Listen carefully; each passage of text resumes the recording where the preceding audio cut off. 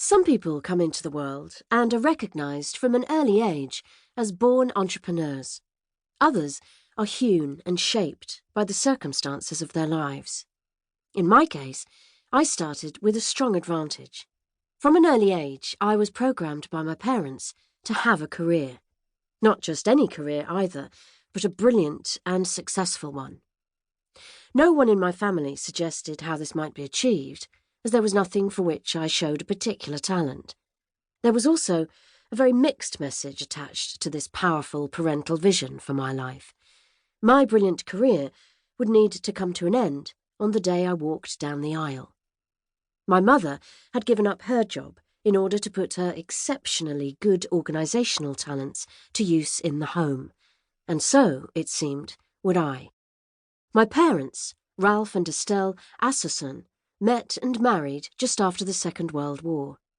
Both were in their 30s, and their views about life and child-rearing were somewhat Victorian. My younger sister, Rosalind, and I were brought up to be seen and not heard, and to be good little girls. My parents always wanted the best for us, and I never doubted that they loved and cared for me as much as they were able.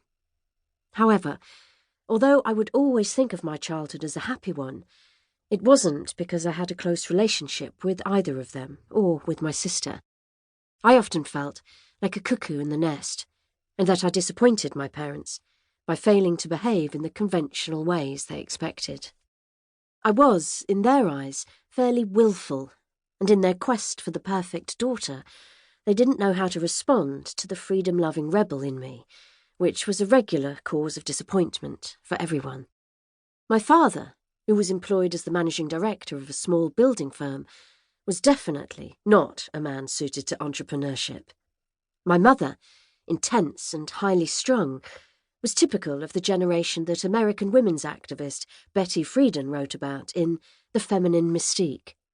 Dissatisfied housewives, frustrated with the limitations of their lives, and needing to find personal fulfillment outside the home.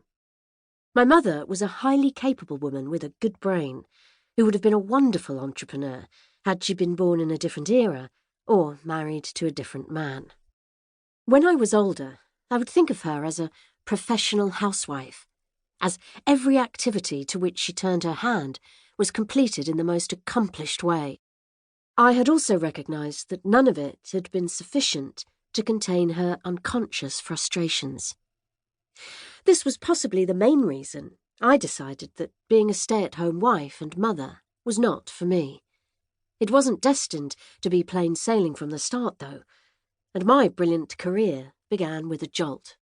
While I had always been a voracious reader, as a teenager I also spent a good deal of time away from home, socialising with friends in the northwest London suburbs where I lived.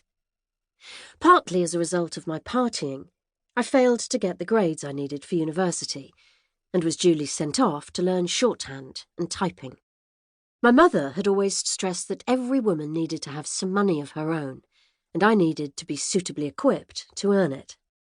My first job was working for the production manager at John Murray, a venerated 200-year-old publishing company based in a gracious house in Albemarle Street, on the corner of Piccadilly. I was a fast typist, though not always an accurate one. Luckily, in this job, I was only required to type short notes to the printers, while I endeavoured to get my head around some of the obscure production terminology.